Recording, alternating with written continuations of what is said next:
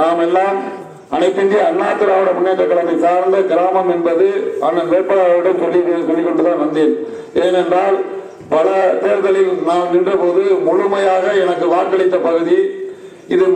நம்ம அதாவது நாங்கள்லாம் வரும் முன்ன மச்சான் தம்பிராஜ் மச்சான் இங்க இருக்கின்ற கணித மச்சான் உள்ள முன்னோர்கள்லாம் இந்த கட்சியிலே அனைத்து இந்திய அண்ணா திராவிட முன்னேற்ற கழகத்துல அதிகமா இந்த கிராமத்துல இருந்து தென்னவண்ண காலத்துல இருந்து அரசியல் செய்த பகுதி. அதுவும் ஆரியர்னா அதுக்குன்னு ஒரு தனி தன்மை இருக்கு. அது யாரு வந்தாலும் யார் என்ன சொன்னாலும் எல்கையில தேர்தல்ங்கிற போது அந்த இடக்கூட ரெட்டலையில தான் வாக்களிச்சிருக்காங்க. அது நான் இப்ப நடந்த தேர்தலில் முதற்கொண்டு நான் மாவட்ட குழுவில் இருந்த முதற்கொண்டு ஒட்டுமொத்தமாக வாக்களித்த கிராமம் என்பது நாம் அனைவரும் அறிந்த விஷயம். இப்போது மாமா ஜெயராமன் அவர்கள் இங்கே போர்வெல் வேண்டும், ரோடு வேண்டும் என்று சொன்னார்கள். அதை வேட்பாளர் சார்பாக வெற்றி வேட்பாளராக மாண்புமிகு எடப்பாடியார் அவர்கள் நமக்கு அறிவித்திருக்கின்றார்கள். அவர் நாம் வாக்களித்து ஒரு வெற்றி பெற்று சென்று நாடாளுமன்ற உறுப்பினராக வரும்போது முதலாக இந்த 5 ஆரியர் ஊராட்சிக்கு இப்போது முன்னதாக 20 லட்சம் ரூபாய் தான் பேர்களுக்கு தேவை. இப்போது 30 லட்சம் ரூபாய் நிதி முதல் நிதியாக அவருடைய கையொப்பம் விட்டு அந்த முதல் நிதியை பெற்றுத் தருவது என்னுடைய பொறுப்பாக உங்கள் மத்தியில் கூறிக்கொண்டு வரும் காலங்களில் இந்த தண்ணி பிரச்சனைக்காக ஒரு செய்தியை சொல்லி ஆகணும். காவிரி வைகை குண்டாறு திட்டம்னு எடப்பாடியார் ஒரு திட்டத்தை கொடுத்தாரு. மாண்புமிகு அம்மாவுடைய தொலைநோக்கு சிந்தனையான திட்டம். அந்த திட்டத்தின் அடிப்படையில் மாண்புமிகு எடப்பாடியார் அவர்கள் மத்திய அரசு நிதி கொடுக்காம மாநில அரசு நிதியிலிருந்து சுமார் 14,000 கோடி ரூபாய் நிதியை கொடுத்து 400 கோடி ரூபாய் மூலமா 400 கோடி ரூபாயை புதுக்கோட்டை மாவட்டத்திலே விடுவித்து அந்த திட்டத்தை தொடங்கி வைத்தார்கள். ஆனால் இன்றைய தினம் திமுக ஆட்சி அதை கிளப்பில் போட்டுவிட்டது. என்ன தண்ணி வந்துச்சு காவிரி குண்டார் திட்டம் சொல்றோம்னு நினைக்காதீங்க. காவிரி வைகை குண்டார் திட்டம்னா எப்படி வட மாவட்டங்கள்ல வைகை காவிரி ஆறு ரிவர் இருக்குதோ அதே போல புதிய ஆறு அமைத்தல் 14,000 கோடி ரூபாய்க்கு. அதாவது ராமநாதபுரம் மாவட்டம் காட்டுக்கருவிற்கு கட்டாந்தரைக்கு சொந்தக்கார மாவட்டமாகிய ராமநாதபுரம் மாவட்டம் ஒரு விவசாய மானபாத்த பூமி. மழை பெய்தால்தான் விளையும். அப்படி இருக்கின்ற காரணத்தினால் இந்த பகுதிக்கு தண்ணீர் தேவை என்பதால் தண்ணி பிரச்சனை எப்படி விவசாய மன்ற தலைவர் கேட்கிறாரோ இதுக்கு நிரந்தர தீர்வு. வைகையில காவிரியில தண்ணி வந்து காவிரி தண்ணி தான் எல்லா கிராமத்திலும் வருது. ஒரு சில கிராமங்களுக்கு வருது, ஒரு சில கிராமங்களுக்கு வரல.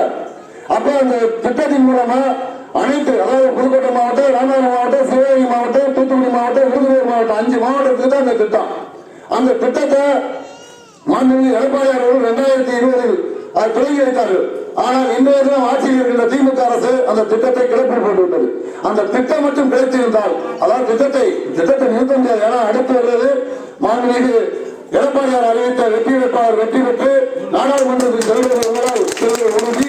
அதே போல 2026 நமது எடப்பாடியார் முதல்வராக வருவது உறுதி. ஏனென்றால் இன்றைய தினம் திமுக ஆட்சியில் அறிவித்த திட்டங்கள் எதையும் மக்களுக்கு எதையும் செய்யவில்லை. இப்ப மகளிருக்கு உதவி திட்டம்னு ஒண்ணு சொன்னாங்க 1000 ரூபாய் சொல்லிட்டு அது சராசரியா எல்லாருக்கும் அறிவிக்கணும். திட்டம்ங்கிறது அனைத்து மகளிருக்கும் உண்டு. அது அதுக்கு ஒருத்தருக்கு இது இருக்கு ஒருத்தருக்கு இல்ல அப்படின்னு ஒதுக்கக்கூடாது. அனைத்து மகளிருக்கு அதை கொடுக்கணும். அது இல்லாம ஒரு 15 லட்சம் பேருக்கு மட்டும் கொடுத்துட்டு 20 லட்சம் பேருக்கு மட்டும் கொடுத்துட்டு மீத பேருக்கு இல்லைங்கிற மாதிரி சொல்றாங்க. அந்த திட்டம் சொல்லக்கூடாது. ஒரு திட்டம் அம்மா ஒவ்வொரு திட்டமும் அறிவிச்சாங்க. அவங்க பெண்களை முன்னிறுத்தி தான் அம்மா திட்டங்களை அறிவிச்சாங்க. என்ன திட்டம்? படிக்காத பெண்கள் அதாவது 10வது படிச்சோம் நம்ம எல்லாரும் என்ன செய்வோம்? பெண்களை கல்யாணம் பண்ணி கொடுத்தோம் அப்படிங்கிற நோக்கத்துல நம்ம எல்லாருமே இருப்போம்.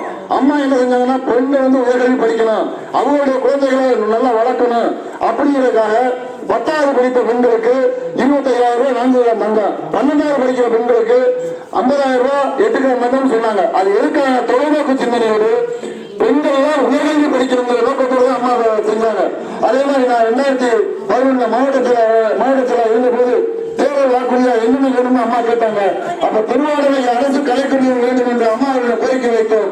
அதன் அடிப்படையில் திருவாரூரில் அரசு கலைக்கல்லூரி 3 கல்லூரி ராமநாதபுரம் மாவட்டத்தில் 3 கலைக்கல்லூரி கொடுத்தார்கள். அது ஒண்ணு முதலிடத்தூர், கடலாடி, திருவாரூரை.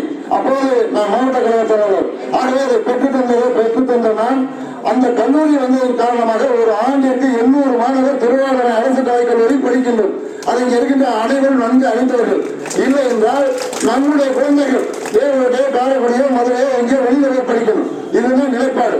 அப்ப அந்த உயர்கல்வி படிப்பதற்கு அம்மா எப்படி தொலைநோக்கு சிந்தனை தந்தார்களோ அதே போல நமது காவிரி வைகை குண்டாறு திட்டம் தந்தது எடப்பாடியார். இந்த திட்டத்தை திரும்ப திரும்ப நான் சொல்றது, இந்த திட்டம் வந்தா நமக்கு வாழ்க்கையில விவசாயம் இருப்பதா, விவசாயம் பண்றதுக்கு யாராலையும் தடுக்க முடியாது, அந்த திட்டத்தையும் நிறுத்த முடியாது. ஏன்னா திட்டத்தை ஒதுக்கீடு செய்து நிதி வழங்கியாச்சு. ஆகையால இங்க வந்திருக்கின்ற ஒட்டுமொத்த கிராமத்தில் இருக்கின்ற உற்றார் உறவினர் அனைத்து கழக நிர்வாகிகள் அனைவருமே மன்னிட்டு கேட்டுக்கொள்வது, அண்ணன் தேவபெருமாள் அவர்களை ஏற்றலை சின்னத்தில் வாக்களித்து வெற்றியடை செய்யுமாறு வேண்டுமாய் இந்த பொறுப்பாளர்களை கேட்டுக்கொண்டு, கண்டிப்பாக நாடாளுமன்ற உறுப்பினர் வருவார்கள். வந்தவுடன்